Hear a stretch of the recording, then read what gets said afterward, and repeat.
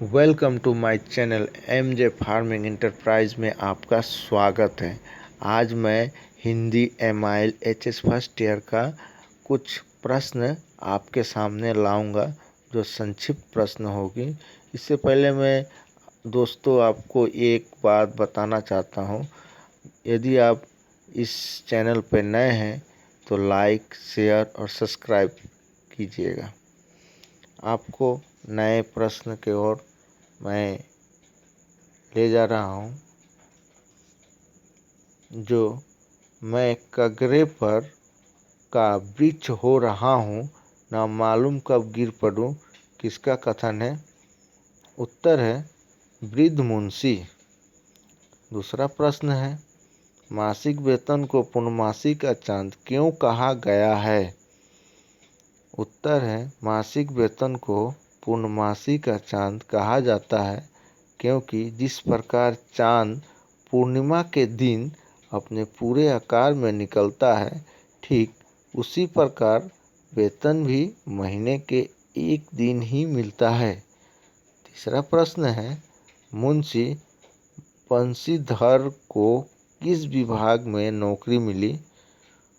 उत्तर है मुंशी बंशीधर को नमक विभाग में दरोगा के पद पर नौकरी मिली।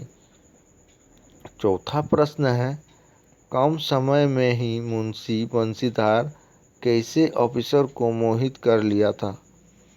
मुंशी बंशीधर अपनी कार्य कुशलता तथा उत्तम आचार से अफसर को मोहित कर लिया। 5 नंबर प्रश्न है, पंडित आलूपीदीन कौन है? उत्तर है पंडित आलूपीदीन एक प्रतिष्ठित जमींदार थे। 6 नंबर प्रश्न है, गाड़ी कहाँ जा रही थी? उत्तर है गाड़ियाँ कानपुर जा रही थी। उसके बाद 7वां नंबर प्रश्न आएगा आपके सामने, गाड़ी में क्या लदा हुआ था? गाड़ी में नमक का ढेला लदा हुआ था। संसार का तो कहना ही क्या, स्वर्ग में भी लक्ष्मी का ही राज्य है, किसका कथन है? उत्तर है पंडित आलूपीदीन का कथन है। मुंशी बंशीधर के किसी एक चरित्र विशेषता बताएं। उत्तर है ईमानदारी। 10वां नंबर प्रश्न है, 1000 नहीं 1,00,000 भी मुझे सच्चे मार्ग से नहीं हटा सकते, यह किसका कथन है? यह कथन मुंशी बंशीधर का है। 11वां नंबर प्रश्न है, बदलू सिंह कौन है? बदलू सिंह जमींदार है। 12वां नंबर प्रश्न है, पंडित आलूपीदीन क्यों मूर्छित होकर गिर पड़े? पंडित आलूपीदीन जब अपने को हथकड़ी पहनाने के लिए आने तक बैग को देखा तो है मूर्छित हो गए। 13 नंबर प्रश्न है, डिप्टी मजिस्ट्रेट ने क्यों फैसला सुनाया? उत्तर है उन्होंने यह फैसला सुनाया कि पंडित आलूपीदीन के विरुद्ध जो प्रमाण दिए गए हैं वह निर्मूल और भ्रमात्मक हैं। 14 नंबर प्रश्न है, मुंशी बंशीधर को नौकरी क्यों छोड़नी पड़ी? पंडित आलूपीदीन मुंशी बंशीधर को अपने सारी जायदाद का अस्थायी मैनेजर के रूप में नियुक्त करना चाहते थे। वही प्रस्ताव लेकर उनके घर आए। दोस्तों, आज आपको संक्षिप्त प्रश्न के और उत्तर आपको बताया। इसके बाद व्याख्या मिलेगी। जो व्याख्या है,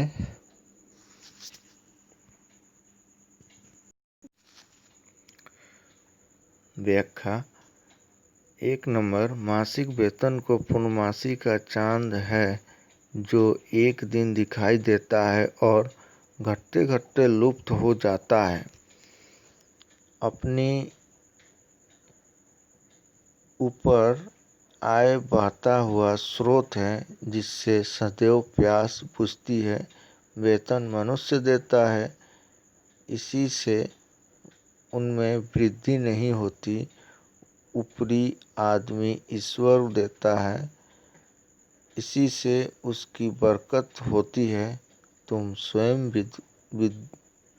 विद्वान हो, तुम तुम क्या समझाओ। इसका उत्तर है,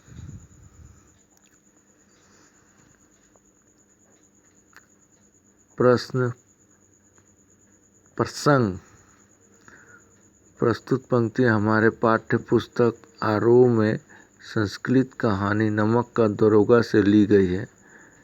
इसकी कहानियाँ हैं मुंशी प्रेमचंद्र जी। प्रस्तुत पंक्ति वृद्ध मुंशी का अपने बेटे मुंशी बंशीधारी के प्रति है। यह वृद्ध मुंशी अपने जीवन में प्राप्त अनुभव को अपने बेटे के सन्मुख व्यक्त कर रहे हैं। उनके अनुमति मासिक वेतन पूर्णमासी का चांद होता है जो एक दिन मिलता है और घटते घटते समाप्त हो जाता है, परंतु ऊपरी आय बहता हुआ स्रोत है जिससे सदैव प्यास बुझती है। वेतन में वृद्धि इसलिए नहीं होती है क्योंकि वह मनुष्य देता है और ऊपरी आमदनी ईश्वर देता है और इसी आय से मनुष्य की बरकत होती है। वे अपने बेटे से कहते हैं, तुम स्वयं समझदार हो, तुम्हें क्या समझाऊं। हेलो दोस्तों, दूसरा नंबर व्याख्या है, मैंने हजारों